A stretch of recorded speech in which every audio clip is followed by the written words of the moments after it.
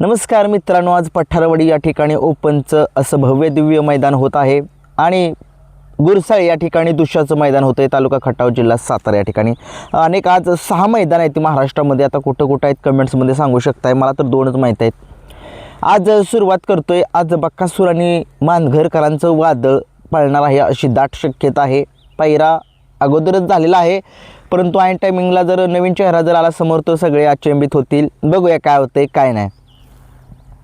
आज बघूया कोणते नंदी टॉपचे कोणत्या गटात पळताना दिसतील. सुरुवात करूया. आज शाकीरबाईंचा राजा जो आहे तो पळताना दिसणार आहे. खूप दिवसानंतरनं तो पळतोय आणि त्याला खूप दिवस झालं गुलालसुद्धा मिळणं झालं आणि नक्कीच त्याचे जे राजाचे करार केलेले जे आहेत शाकीरबाईंच्या, त्यांनीच आज नियोजन केलेलं आहे शाकीरबाईंच्या राजाचं. आणि तुम्हाला माहितीच आहे तो पार्टनरशिपमध्ये आहे त्यांचा. आणि राजा आज 100% गुलालामध्ये दिसावा सगळ्या महाराष्ट्राची इच्छा आहे, कारण की राजाला एक गुलाल पाहिजे राजाला. राजा आज कुठल्या गटात पळेल? राजा आज पळताना दिसेल आपल्याला 12व्या गटामध्ये पळताना दिसेल शाकीरबाईंचा राजा. मैदान STC लाईव्हवरती असेल बरं का आजचं मैदान. बघूया कशा पद्धतीनं पार पडतं आजचं मैदान. आज खूप दिवसानं कमबॅक करतोय. त्याचा इतिहास खूप मोठा आहे. आदत वयापासून तो नंदी संबंध महाराष्ट्राला माहिती आहे. मथुरसोबत पळाला आहे. मथुर त्याचा गुरु आहे.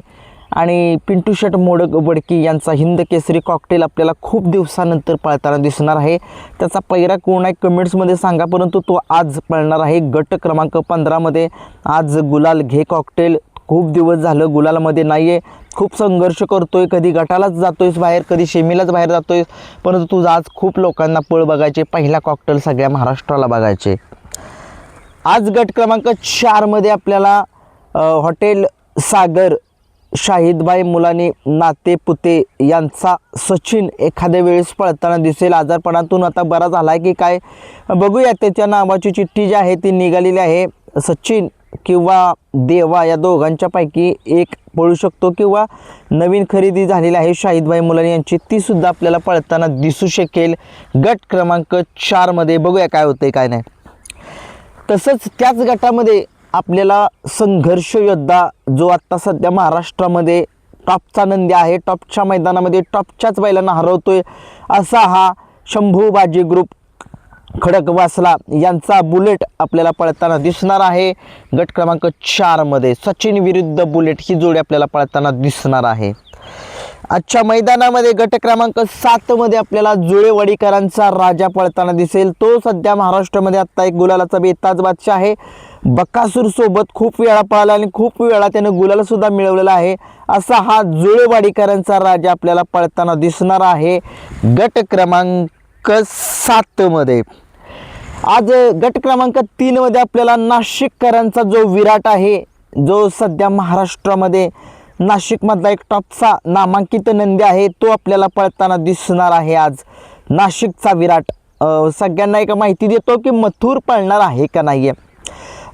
राहुल पाटील अडवली कल्याण यांचं काळीज, सगळ्या महाराष्ट्राचं काळीज, पब्लिकचा ओरिजिनल बादशाह, सलग 5 वर्ष मुंबई गाजवली आणि भारत केसरीचा मानकरी असा हा मथुर 1001 आज पळणार नाही आहे. खूप लोकांचे कॉलसुद्धा आले होते मला की दादा पळणार आहे, कारण की मथुरने कालच बिनजोड जिंकली. मथुर मुंबईमध्येच आहे, त्यामुळे मथुर काही येणार नाही आहे. आपल्याला बावधनकरांचा लक्षा जो सध्या महाराष्ट्राला माहिती आहे, तो एक हाती सामना जो हा फिरवणारा असा हा बावधनचा लक्ष आपल्याला गट क्रमांक 14मध्ये पळताना दिसणार आहे. बघूया कसं नियोजन जे आहे ते होतंय ते बघूया. गट क्रमांक 16मध्ये बाजी करंजे पुलकरांचा बाजीच्या नावाची चिठ्ठी आहे. त्यांचा छोटा बाजी आपल्याला पळताना दिसेल. बघूया त्या बाजीचं कसं नियोजन झालंय काय. गट क्रमांक 17मध्ये आपल्याला बकासूरच्या नावाने चिठ्ठी आहे. बकासूरचा पहिला वादळसोबत सांगितला जातोय. बघूया कशा पद्धतीनं होतंय नियोजन. महाराजचा वादळचा गट आणि त्यांचे पैरे जे आहेत ते आपल्या चॅनेलवरती नवीन किरण शिरतोडे मराठीमध्ये टाईप करा आणि तिथं जावा. चॅनेल येईल. त्या ठिकाणी मी सांगितलेलं आहे की बकासूरचा महाराजचा पैरा, आत्ता तर बकासूरचा सांगितलं आहे, महाराजचा वादळचा बब्या कोणत्या गटात पळणार आहेत ते तिथे जावा त्यांचं नियोजन कसं केलेलं आहे ते सुद्धा बघा. धन्यवाद.